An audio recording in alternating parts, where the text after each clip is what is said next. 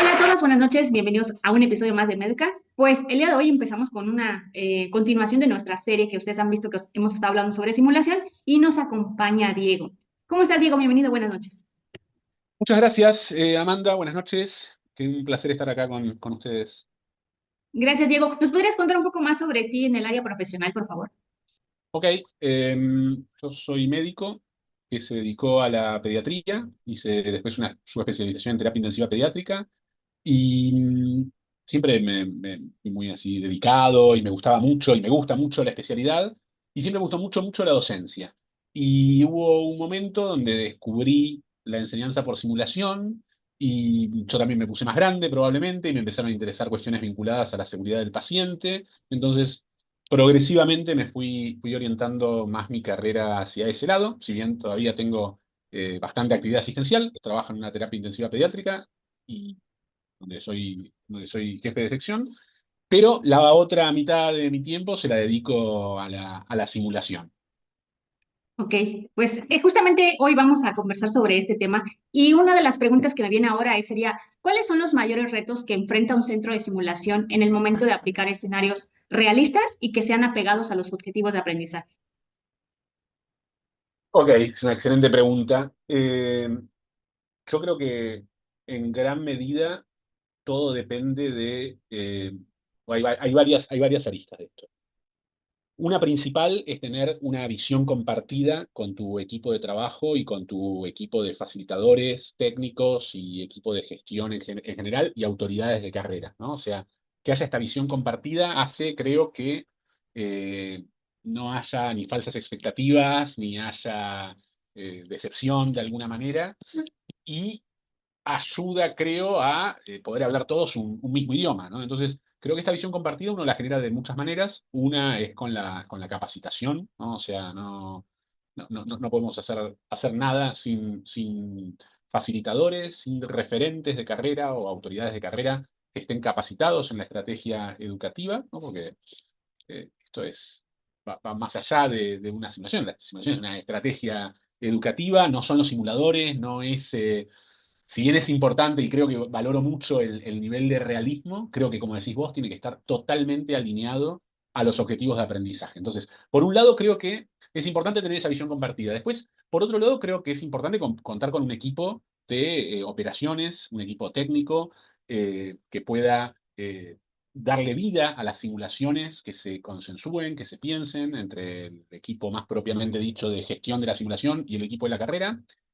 Y para eso creo que es importantísimo la planificación previa, ¿no? O sea, tener bien en claro qué es lo que se va a hacer, cómo se va a hacer, con qué objetivos de aprendizaje, de forma tal de no llevarse sorpresas. O sea, porque en el fondo los que tenemos la responsabilidad de coordinar espacios de simulación, lo que hacemos es dar respuesta a una necesidad que nos plantea la currícula, con la que viene un grupo de docentes y nos dicen, queremos hacer esto, bueno, fenómeno, pero vos vas a hacer esto. Si vos llegás el día de la simulación y me decís, no voy a hacer esto, voy a hacer esto otro, yo no voy a poder dar respuesta a esto. Entonces la planificación creo que es totalmente, totalmente clave y, y por último, una última cosa, y no digo nada por un rato, eh, creo que está el tema que me parece muy importante de que ese realismo sea adecuado a los objetivos de aprendizaje y al nivel de expertise de los participantes. Y me refiero a esto, pienso en esta teoría tan importante de simulación, que es la teoría de la carga cognitiva, ¿no? Donde por ahí no tiene que ser hiper realista la primera vez o las primeras veces. Quizás hay un realismo que genera un ruido que no es del todo necesario para cumplir mis objetivos de aprendizaje. No sé si me explico a dónde voy. Pero estas serían como unas ideas iniciales. Ok, entonces, rescato un poco lo que decías de los objetivos alineados, pero con el equipo de trabajo, ¿no? Que todos estamos conectados en la misma línea y sabemos a dónde vamos. Otra parte que es fundamental y que considero importante porque definitivamente lo que dijiste de que llega el profesor y ya habíamos planeado, ya está montado un escenario incluso de acuerdo a sus necesidades y te cambia todo porque, no sé, quiere hacer algo nuevo, quiere implementar algo que vio en el hospital o que acaba de pasarle. Y entonces eso significa mover todo el equipo para volver a estructurar y el tiempo es fundamental, ¿no? Entonces, si de aquí que vuelvo a mover todo, pues el tiempo come y ya no lleva el escenario como nos gustaría. Y el realismo, que Constantemente escucho de los expertos que los simuladores son importantes, pero no son lo más importante dentro de la simulación, ¿no? Porque también es cierto, he escuchado a compañeros que están empezando que dicen, es que no puedo hacer simulación porque no tengo un simulador de alta fidelidad que respire y que haga otras cosas, ¿no?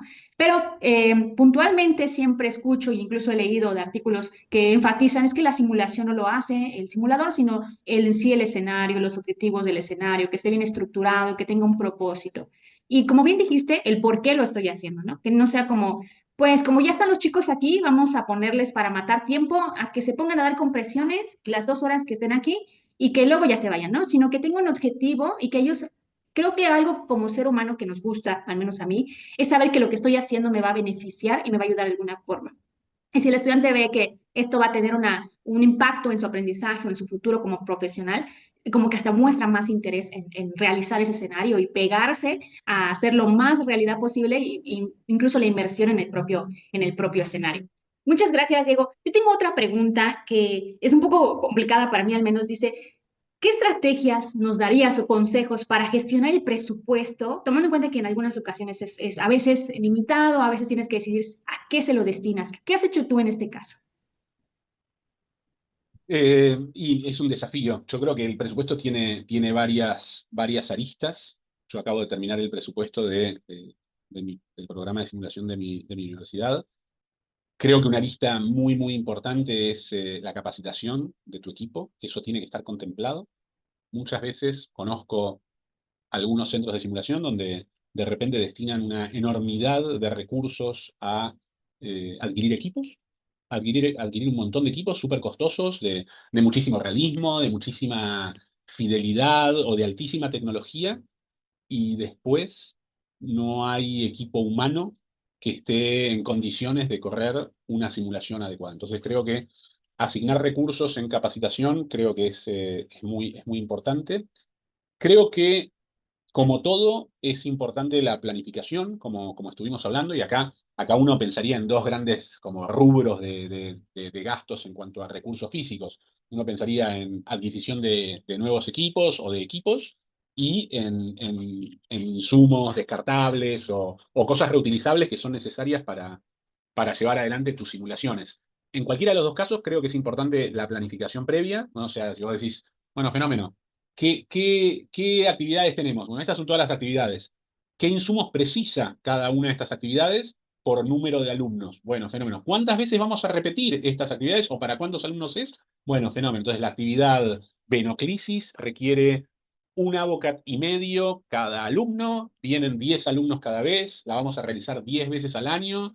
Entonces, vamos a precisar 150 AVOCATs, por ponerte un ejemplo. Entonces, vos ya tenés eso lo tenés en la cabeza, ya sabés que ese va a ser tu gasto. Bueno, podés pedir 180, ¿no? No lo sé, o sea, calcular un poco para más, teniendo en cuenta de que quizás alguno se rompa o haya gente que utilice más, lo que sea.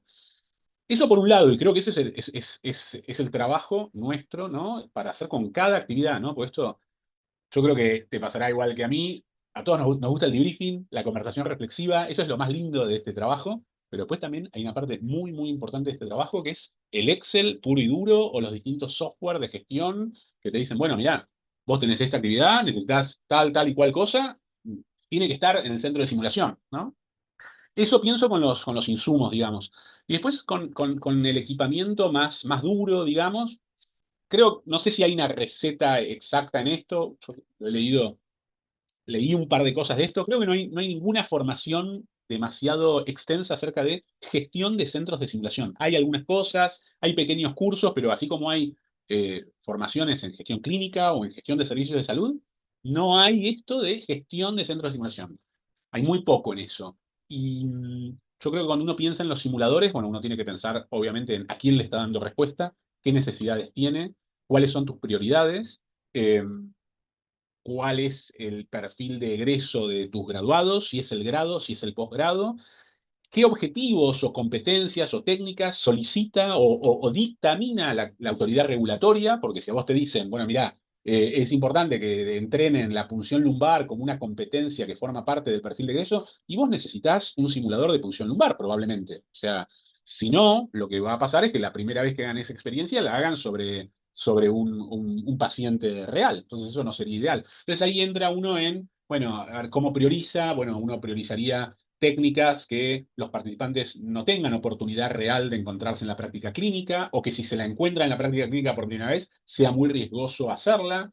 Eh, y creo que, bueno, a ver, pensándolo así en voz alta, también hay algunos simuladores que uno le gustaría siempre tener, ¿no? En una carrera de medicina, uno diría un maniquí adulto de mediana a alta tecnología es algo que vos necesitás. La carrera en general es muy, por lo menos en Argentina, está muy centrada en el paciente adulto, ¿no? Entonces uno priorizaría lo adulto sobre lo pediátrico, más allá de que sea pediatra.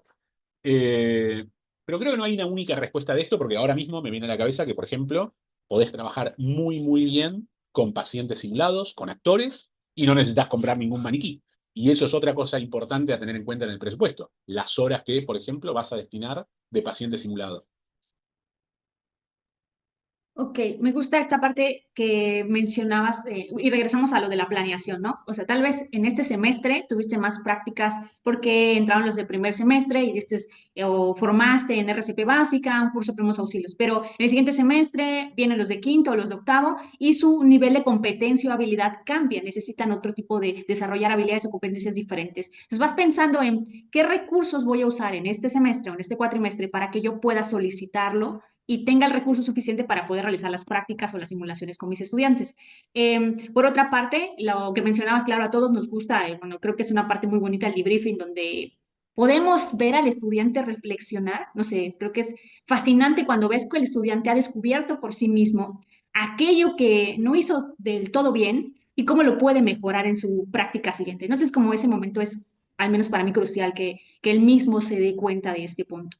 Y algo que me viene ahora a la cabeza, lo que tú decías, es que todos los centros de simulación, aunque demos o formemos médicos, probablemente tenemos necesidades diferentes, ¿no? Desde el equipo de los simuladores, los insumos, hasta el mantenimiento del propio edificio y cosas que tal vez no te estabas considerando y ahora vas a necesitar invertir en esta parte del centro. Y la capacitación continua, que al tener algo de experiencia en los centros, pues yo empecé así como de cero, de que me contrataron, entré y no sabía nada, sí, literal nada, ¿no? Y le tenía miedo a los simuladores porque valían mucho y yo temía dañarlo y que, bueno, obviamente, pues eso fuera un problema administrativo para mí, ¿verdad? Pero también es cierto que es responsabilidad de nosotros como ir buscando, no sé, hay como muchos artículos, muchos youtubers, podcasts y demás, y muchas personas con tanta experiencia que a veces lo ideal sería tomar una certificación que es genial, pero también es cierto que está disponible la información, ¿no? Entonces, como ser conscientes de que si te vas a meter a un centro de simulación, a ser parte del equipo, pues tienes en parte la responsabilidad de la institución darte la educación, pero también es tu responsabilidad comprometerte con el equipo de capacitarte y buscar formarte en esta parte de la simulación. Entonces, eso me ha gustado mucho lo que puedo rescatar.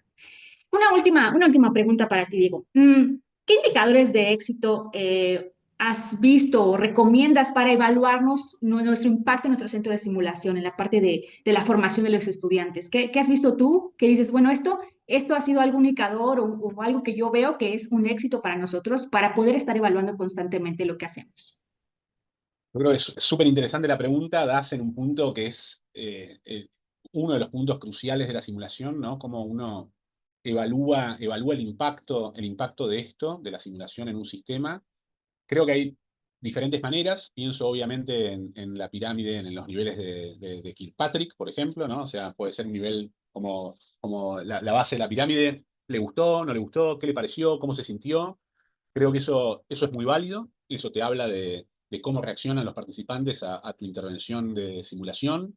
Creo que los participantes son los principales aliados en todo esto. O sea, uno puede ir con números, decir, mirá, tengo 5.000 puntos de contacto del estudiante con la simulación y en el 99,9% estamos rankeados como que esto les encantó, ¿sí? O sea, la percepción de ellos, de si les gustó o no les gustó. Después creo que lo otro es una autopercepción de utilidad de esa simulación, ¿no? Y la relevancia que pueda tener esa simulación para su práctica profesional futura. De nuevo, percepción de los participantes. Después, claro, obviamente uno puede empezar a medir cosas un poco más duras, ¿no? A través de distintas modalidades. Si uno tiene incorporada la evaluación, ya sea formativa o sumativa, uno puede ver varianza en los conocimientos, habilidades y actitudes de los participantes luego de la simulación. Y, y después, eventualmente, ¿no? el impacto que puede tener la simulación en la seguridad de los pacientes. Eso ya, a ver, hay algunos estudios que han medido en RCP y demás. Es más difícil de medir, no es tan lineal, no es tan sencillo. Y acá me acuerdo de una frase que se la leía David Gaba, ¿no? Pensando en la industria aeronáutica, porque esto es algo que a veces nos piden. Bueno, a ver, ¿cómo demostrás el impacto, la mejora? ¿Cómo podés incontrastablemente decir que esto es mejor frente a otra cosa? Y David Gaba decía o dijo que ninguna industria, ¿no? La industria aeronáutica, o ninguna industria donde el desempeño humano esté directamente relacionado a la seguridad de la operación, ha esperado pruebas incontrastables para entrenar con simulación, ¿sí?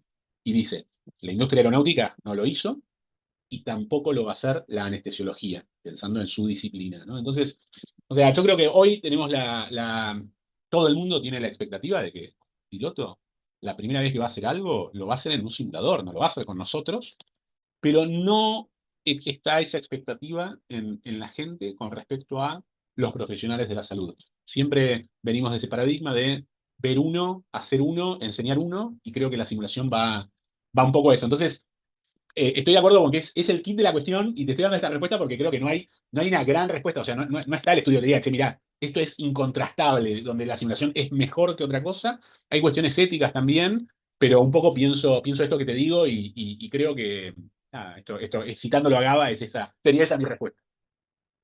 Gracias, Diego. Antes de que se vaya la idea, justamente el ver uno y hacer muchos, ¿no? Hacer tantos cuanto tú necesites para alcanzar ese En aprendizaje, ¿no? simulación, totalmente. Esa es la Exacto, posibilidad de que es seguro para el paciente y para uno también, ¿no? Porque exactamente. yo me acuerdo las primeras veces que hice un procedimiento en un paciente, era la primera vez que lo hacía, el paciente sufría, o espero que no mucho, pero yo también, ¿eh? O sea, a mí también me generó cierto estrés, ¿no? Hacer la primera vez esta técnica en un ser vivo. Claro, y algo que yo le respondo a los profesores cuando me dicen, no sé, es muy típico, ¿no? Seguramente te ha pasado el profesor que dice, es que no hay nada como experimentarlo en uno mismo, como la primera vez que vas a hacer alguna técnica, quieren hacerlo entre ellos y yo le digo, usted se subiría a un avión en donde por primera vez el piloto va a conducir y jamás lo ha hecho antes, solo teóricamente, y siempre su respuesta es no. Entonces, ¿por qué él exija al estudiante que algo que ya aprendió teóricamente lo haga por primera vez con un compañero que además no lo necesita?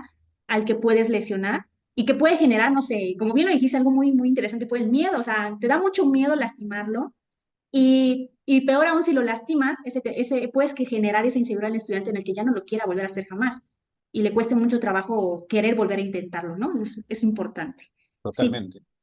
pues, Diego, no me queda nada más que agradecerte. De verdad, ha sido una charla muy interesante, muy amena. Creo que esto nos va a ayudar a todos los que nos alcancen a escuchar. Siempre va a haber otras ideas, otros comentarios, así que si tienen algo más que aportar, recuerden que está activada la zona de comentarios. Y pues, muchísimas gracias, Diego. Un abrazo y nos vemos en un próximo episodio. Muchísimas gracias a vos, Amanda. Un abrazo a todos y bueno, muchísimas gracias por la invitación y compartir esta charla con vos.